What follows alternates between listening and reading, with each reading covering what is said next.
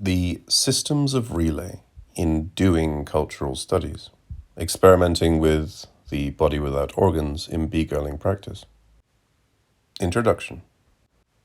In this paper, I utilize my practice as a b-girl, female breakdancer, breaker, in Sydney, Australia, to expose the system of relays, Deleuze, that mark the intersection of theory and practice.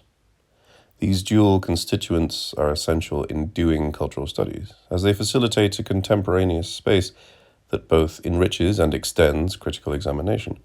Specifically, I examine the relay between Deleuze and Guattari's concept of the body without organs, the gender politics of the Sydney breaking scene, and my own dance practice.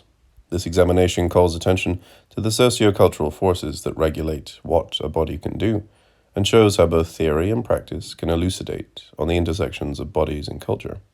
This approach provides a necessary first-hand observation of female participation in breaking, as well as contributes to broader debates in existing scholarship around the body and gendered performance practices. Situating Deleuze and Guattari, situating b-girling practice. Considered one of the four elements of hip-hop culture, breaking was created by disenfranchised African-American and Puerto Rican youths in the Bronx throughout the 1970s. Due to the importance of style in hip-hop culture, which I discuss below, breaking is an amalgamation of myriad practices and ways of moving. In the early 1980s, hip-hop gained worldwide exposure through various Hollywood films and popular video clips, which led to the development of local hip-hop communities throughout the world, including in Sydney. These communities are now connected as part of a global culture through online and digital technologies. Since 2011, I have actively participated in Sydney's breaking community. This involvement has included membership in a local Sydney crew, 143 Liverpool Street Familia, participating in regular crew training, competing in local, national, and international competitions, more commonly referred to as battles, where I represent my crew, and attending workshops of international breakers. Through my extensive and varied involvement in Sydney's breaking scene, I quickly became fluent in the politics that regulate how bodies can enter into this performance, a transformation that stressed to me the importance of doing practice in research. Without this practice, my exposure to breaking was limited to movies and music video clips, which predominantly feature male breakers performing power, athletic gymnastic moves. I argue that this greater visibility of the male breaking body not only limits female participation, but also reinforces breaking's normative masculine construction. Furthermore, breaking's demanding physical skills are a popular reason for its male dominance, and may also contribute to the exclusion of b-girls in mainstream performances. This is not to say that the b-girl is unable to equally compete physically. Rather, social expectations of the female body demand performances of femininity that do not resonate with much of breaking's aesthetics. For example, in my own practice, I was often told I should try to dance more femininely. Not only was this advice reserved solely for my female peers, and as such reinforces the binary logic of gender, but it also presumed I had a natural way of moving that breaking, normatively coded as masculine, negatively impacted upon. My embodied knowledge thus not only enriched my observations of the culture's practices and, at times, highly coded interactions, but also enabled me to critically reflect on how access to the scene and what a body could do was impacted by broader sociocultural forces and normative gendered assumptions. In the discussion that follows, I take into account the cultural construction of bodies and acknowledge that even when taking part in a leisure activity, such as dance, participants are beholden to assumptions that regulate their corporeal capacity. The production of the gendered body is merely one such control of the corporeal. Social expectations, disguised as biological assumptions, have a material effect on what, we learn to think, a body can do. That some forms of dance are coded as feminine or masculine is not only testament to how dance orders the body, but also calls attention to the techniques that are apparently vital to the functioning of the gendered body. The gendering of aesthetics and ways of moving subsequently regulates participation in activities, thus reinforcing the normativity of their discursive constructions. Such understandings of gender are embedded in the binary logic that Deleuze and Guattari's theoretical framework productively ruptures. To do this, they map where the difference emerges, the biological body, of which gender is the social construction of sexual difference. Yet, rather than viewing gender, and by extension sexual difference, as constitutive of difference, Deleuze and Guattari view sexual difference as productive, creative, and positive. Here, difference is, to borrow from Grosch, pure, as it is unbound to the restrictive characteristics of the gender binary. Destroying the binary, consequently, removes the hierarchical organization of bodies, including any privileging and oppositional definitions. Colebrook explains, the reduction of sexuality to maleness and femaleness both belies the multiplicity of sexual difference and imposes one particular political structure, the nuclear family, on a human history that has yielded far greater assemblages. Through a Deleuze-Guattari lens, gender is an illusion, and its artificial stronghold powerfully restricts the body's affective capacities in line with normative politics. Destabilizing the gender binary, however, opens up the space to perceive the thousand tiny sexes that cannot be reduced to the generality of representation. This destabilization allows us to radically reconceptualize both breaking practice and the position and function of the body more generally within culture. Utilizing Deleuze and Guattari's concept of the BWO, it is possible to reimagine my bodily capacities outside dominant organization. As a practice and as a set of practices, the BWO both calls attention to the ways individuals are hierarchically organized into unified, categorizable subjects, and offers tools through which to challenge, even transgress, this organization. In the work that follows, I explore applications of this term in my previous work on the breaking body with Scannell, and then extend this application using Markula's work on the exercising body. In this discussion, I examine the relay that emerges between and across these four platforms, Deleuze and Guattari's original text, the two applications mentioned above, and my own dance practice, which highlights both the productiveness of theory in examining the regulations of the breaking body and the importance of practice in exposing where the theory breaks down. System of relays in theory and practice. For Deleuze, the relationship between practice and theory consists of more than a mere mirroring or totalizing application. In fact, Deleuze viewed practice as essential, inseparable even, to the construction of theory. In conversation with fellow post-structuralist Michel Foucault, Deleuze reflects, at one time, practice was considered an application of theory, a consequence. At other times, it had an opposite sense, and it was thought to inspire theory, to be indispensable for the creation of future theoretical forms. In any event, their relationship was understood in terms of a process of totalization. For us, however, the question is seen in a different light. The relationships between theory and practice are far more partial and fragmentary. For Deleuze, theory is not applied to practice, nor should practice be a resemblance of theory. It should not merely be a mold with which practice fits into. Rather, it must be useful, it must function, as theory is exactly like a box of tools.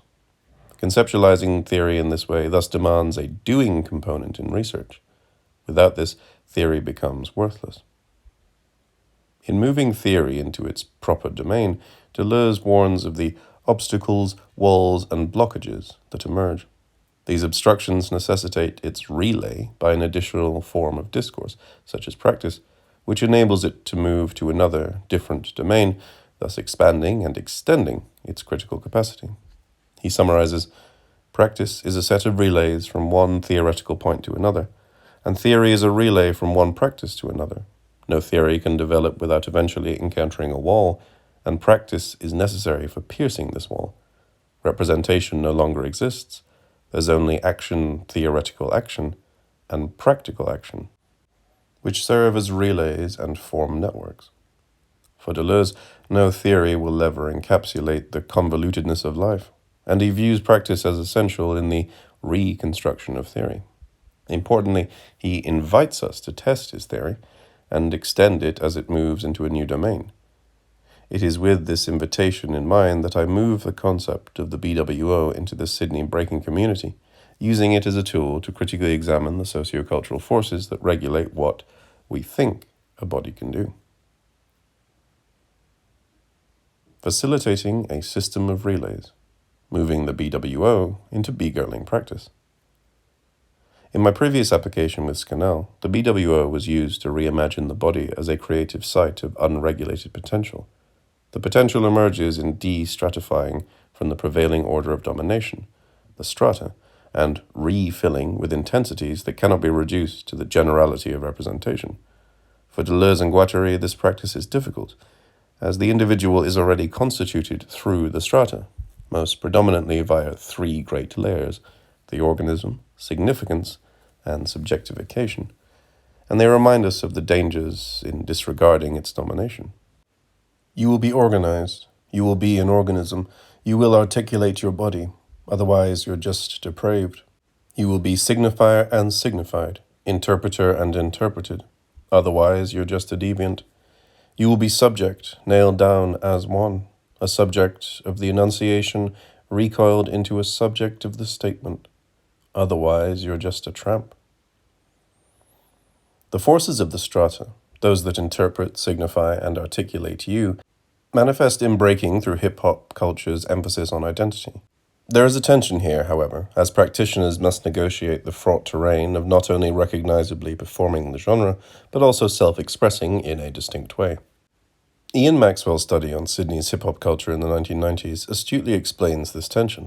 Self-expression, representing, relies on practice.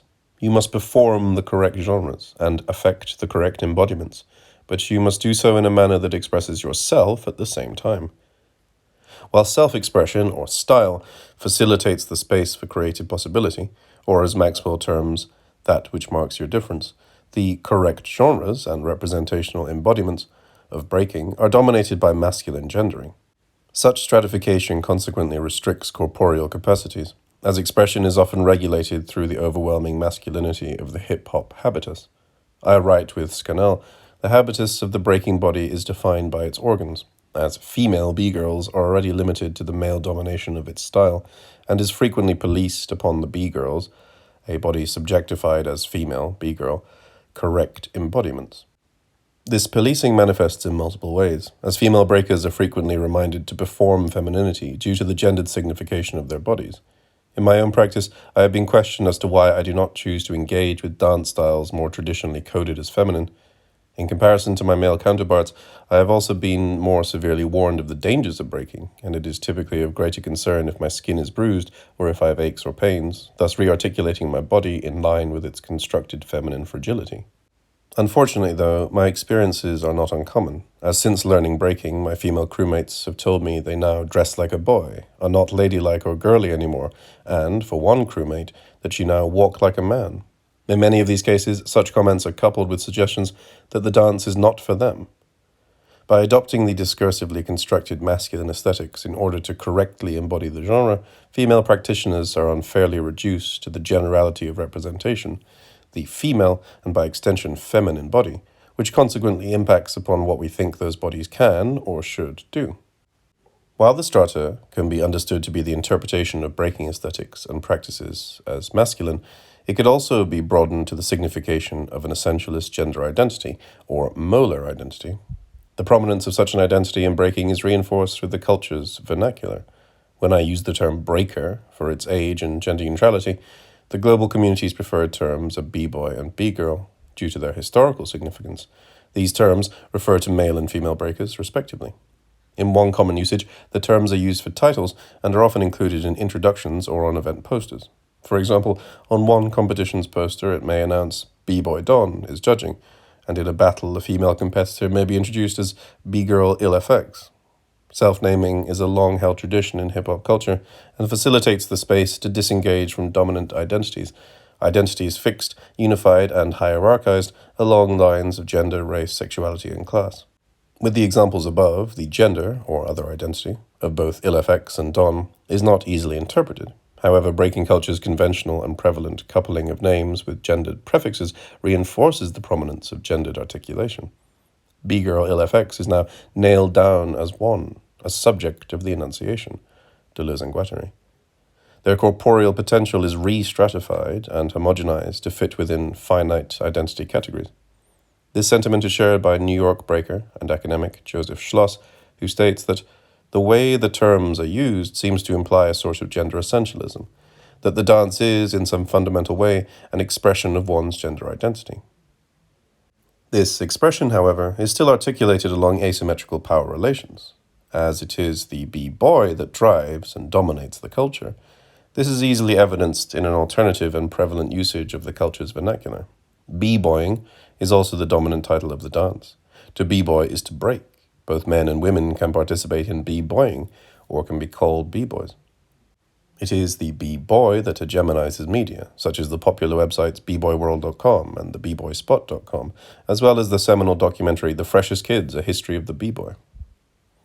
These uses of the terms b-boy and b-boying call attention to the stratifying forces of the culture. When they are used, it is a male body that is articulated and signified, thus reinforcing the culture's male prominence. Schloss states that this usage suggests not only that the term b-boying is normative, but that so is the projection of masculinity itself. There is added pressure, then, for b-girls to attempt to challenge this homogenized assumption, as the gendered assumptions of the scene situate the b-girl as an aspirant b-boy. It is only through moving away from such dominating signification can we begin to reimagine corporeal capacities. By broadening the strata to gender identity, the concept sheds light on why the b-girl's actions, dress, and movements were policed. However, according to Deleuze and Guattari, there is a way to challenge, even transgress, the influencing forces of the strata, and this is through the BWO. Deleuze and Guattari provide the directive to mimic the strata, and in my b-girling practice, as I set out with Scannell, mimicking the strata manifested through retaining various familiar connotations of the feminine. I, like many of my female counterparts with and before me, adopted hyper-feminine representations, such as wearing pink, jewelry, and makeup, and assuring the explicit visibility of my long hair, sometimes even wearing pigtails. Prior to practicing breaking, I very rarely adorned myself in this way. Maxwell also noted performances of hyperfemininity in Sydney's graffiti scene. He recounts, women tended to win respect through the adoption of specifically masculine embodiments and habitus, by becoming what in other contexts would be known as tomboys. Even the most broadly respected female writer, graffiti artist, coded her own femininity into her graffiti practice, writing sugar and spice. Resituating these hyperfeminine significations into a so-called masculine domain facilitates a challenge to the domination of gendered identity. This is because female performances of masculine aesthetics rupture their normative tie to the male body. By maintaining a connection to b-girlness, we can learn and relearn what the female body can do. The relay from b-girling practice into BWO. It is here that my practice, which has become more informed since my publication with Scannell, facilitated a relay into my theoretical framework. Specifically, a number of questions arose in how I was conceptualizing breaking and my own dance practice. First, I wondered whether exaggerating the b-girlness of my breaking through utilizing hyperfeminine characteristics reduces expressive intensities to a sweeping representation and consequently reinforces my body's gendering. Second, I question whether b-boys' performances of breaking are always, in fact, masculine, as the creativity and competitiveness of breaking has led to myriad styles and approaches that are performed on all different bodies. Finally, the preservation of a masculine aesthetic in breaking may prevent experimentation with a so-called feminine style. It is this relay that led me to turn to Markula's application of the BWO to Pilates practice, where it is used as a platform to move away from the representation of the ideal, fit, feminine body. She reconsiders her initial theorizing of the body, where she oscillated between the oppressive feminine body ideal, to be discarded, and its opposite, the masculine body ideal, that signifies the potential to liberate women from male dominance. I situate my own research in a similar fraught terrain, as I was tempted to view breaking as a site of liberation, where women could reclaim bodily postures and movements denied through stratification. I see now that this approach problematically situates the body within the dualistic framework that strengthens the male body, the body of the b-boy, as ideal. The b-girl, then, continues to be an aspirant b-boy, as she is liberated from the patriarchal structures of feminine identity, of fragility and passivity, to its binary opposite of strength and vigor. Furthermore, the potential of femininity here is limited to strategically get away with performing a masculine style. Markula continues, it is thus important to reconceptualize femininity from a symptom, effect, or product of patriarchal culture into an intensity exerting its own force. Femininity, therefore, should be understood as positive and enabling, not something to get rid of. This reconceptualization consequently opens up the space for greater experimentation for all breaking bodies that are reduced through gendered signifiers. moving away from viewing masculinity as a site of liberation and perceiving all corporeal expression as intensities and events, frees actions from their reductive representation and facilitates the space to really examine what a breaking body can do. Such a rethinking consequently transforms the conventional understanding of style in hip-hop rather than expressing a fixed identity due to its association with self-expression. Style becomes a fluctuating assemblage of events and affective intensities. This conceptual shift accommodates the fluidity of breaking, as I argue that style is not, in fact, fixed to a specific body or even context. As detailed above, breakers draw inspiration from a wide range of sources, including other breakers, as moves are continuously retaught, adopted, and transformed through each body's performance. Furthermore, breakers are not fixed within their own style, in that style is not necessarily a restriction on their bodily expression. Style, then, may be the platform to create a BWO. Markula's article slightly departs from my previous application discussed above, in that she refocuses the BWO as a means to smooth out the strata. She writes, "The BWO enables a gradual unhinging of the strata, of the forces that subjectify, articulate, and interpret you." Markula reminds us, however, that the BWO is not a way to purge the material body, or even the organs. Rather, it is a move away from the organism. The organism is what encapsulates the body's scientific organization, that then gives prominence to specific organs in subjectification. For Deleuze and Guattari, the BWO is not at all the opposite of the organs. The organs are not its enemies. The enemy is the organism. This shift away from viewing the organs as the source of spoliation, a slight departure from my paper with Scannell discussed above, rearticulates the specificities of the body as potential, even as sites to productively reimagine. Perhaps then, B-girling could be an intensity that all breaking bodies experiment with in a new, expanded territory. Action theoretical action relay. Moving this thinking into the domain of my practice, however, exposes some obstacles and blockages within the theory. This is because challenging dominant significations is made even more difficult when assumptions are made prior to entering the dance floor. For example, as I began my round during one battle, I overheard an opponent say, "Don't worry, it's just a girl." I was ready to demonstrate my skills and win respect, but I was quickly categorized and homogenized as a girl, thus reducing my bodily capacity in line with normative gendered assumptions. This experience facilitated an important relay back into my theoretical framework. I realized that while I was aware I was engaging in a political act, by maintaining connection to the strata in an attempt to expand the projected limitations of my gendered body, I could still not account for how my actions were read. I was quickly re-stratified as my corporeal potential was reduced to the organism. Similarly, encountering this wall, Markula notes that for Deleuze and Guattari, the BWO is not an internal psychological state at an individual level, but neither is it an externally imposing category. Markula negotiates this tension by actively creating her own BWO that will set in motion further zones of transformation across the field of fitness. She conceptualizes the BWO as individual practices that enable the zone of incorporeal transformation to actualize the lines of deterritorialization to take hold of further milieus of the existing strata.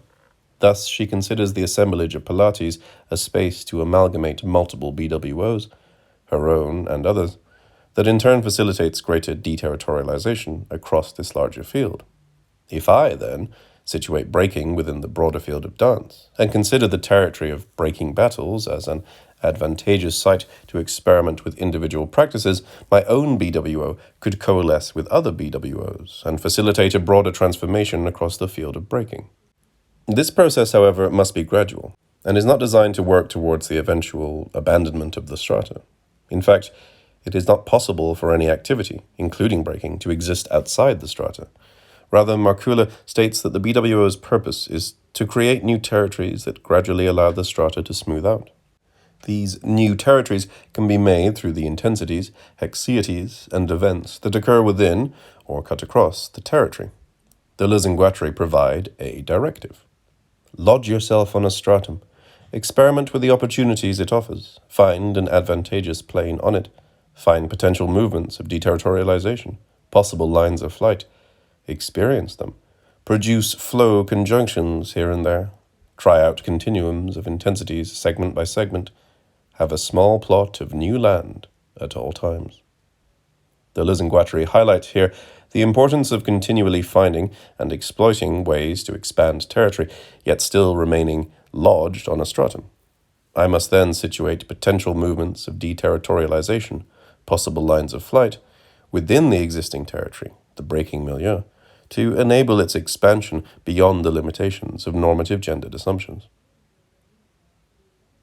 Practical action relay. Despite the impact of stratification, dance is one of the most effective ways to increase the limited repertoire of corporeal expression, and thus is an extremely important mode of social transformation. As one of the few sites where men and women can physically compete directly with and against one another, I see breaking battles as a potential domain to expand its territory. This is because the competitiveness of battles amplifies the importance of style, and is thus a vital force in the production of new moves. These new moves, or hexieties, could be the individual practices that facilitate a BWO, as they are not already organized through the stratum. This potential in breaking has been similarly noted by Guattari once in an interview. Breakdancing and music, all these dances which are both hyperterritorialized and hypercorporeal, but that at the same time make us discover spectrums of possible utilization, completely unforeseen traits of corporality, and that invent a new grace of entirely unheard of possibilities of corporality. A spectacular example of such an unforeseen trait of corporeality, in breaking, is the air flare. The classic air flare is like a cartwheeling move that orients around a circle, though the legs do not touch the ground. Breakers' desire and competitive drive to perform the new in battles led to multiple variations emerging, such as in leg positioning, speed, length, and alternatively using the elbows or only one arm. The progression of the air flare is exemplary of breakers pushing the body beyond what we typically think it can do. Through repetition, the new becomes consolidated in that it is incorporated into breaking's vocabulary, thus smoothing and expanding the stratification of the breaking territory. Furthermore, the popularity of the air flare in music video clips evidences the capacity of breaking moves to cut across to other territories and assemblages, and thus facilitate broader transformations of corporeal capacity. The emphasis on creating new moves and styles is compounded in a globalized digital era. Increased access to online and digital technologies, and the ways in which they are used in breaking culture, are vital in driving hexieties and events, as they force breakers to be more creative in their originality. In Sydney, the assumptions of what the body can do are perpetually challenged through this accessibility to the global community. In particular, the growing accomplishments of international B-girls are increasingly visible and celebrated within local scenes. Furthermore, these technologies not only expose such lines of deterritorialization to a broad audience, but also have the potential to cut across to other territories, as evidenced in the viral video of B-girl Terra in 2013. The capacities of online digital technologies as a way to expose BWOs and smooth out the strata within and across territories is thus an integral component in broader social transformation, one in which I intend to examine through further research into both my theory and practice. Conclusion. In this paper, I mapped the system of relays that emerged in producing a BWO in my B-girling practice. I highlighted breaking's potential in facilitating broader social transformation due to its competitiveness and emphasis on style. These conventions enable practitioners to experiment with individual practices that have the potential to smooth out the strata and expand the breaking territory. Specifically, I argued that the gradual introduction of lines of deterritorialization via hexieties and events can facilitate, in turn, a gradual transformation of corporeality beyond the dominant limitations of gendered identities. This unhinging of the body's gendering within the context of breaking has the potential to cut across and expand to other assemblages and territories, such as the field of dance or the Australian Cultural Assemblage. The expansion of the breaking territory through the creation of multiple BWOs, my own and others, could therefore facilitate a broader rethinking of what bodies can do. The theory of Deleuze and Guattari provided the framework to explain how bodily capacities are limited and regulated within breaking culture, and my breaking practice was vital in exposing the complexities of the Sydney scene. The system of relays that emerged in this intersection of bodies and culture enabled a critical examination across 4 platforms: the original Deleuze-Guattarian theory, 2 separate applications, and my bee-girling practice. Reflecting on this multi-layered relationship that emerged in doing cultural studies thus opened up the space to analyse the nuances and productive potentials within Sydney's breaking community.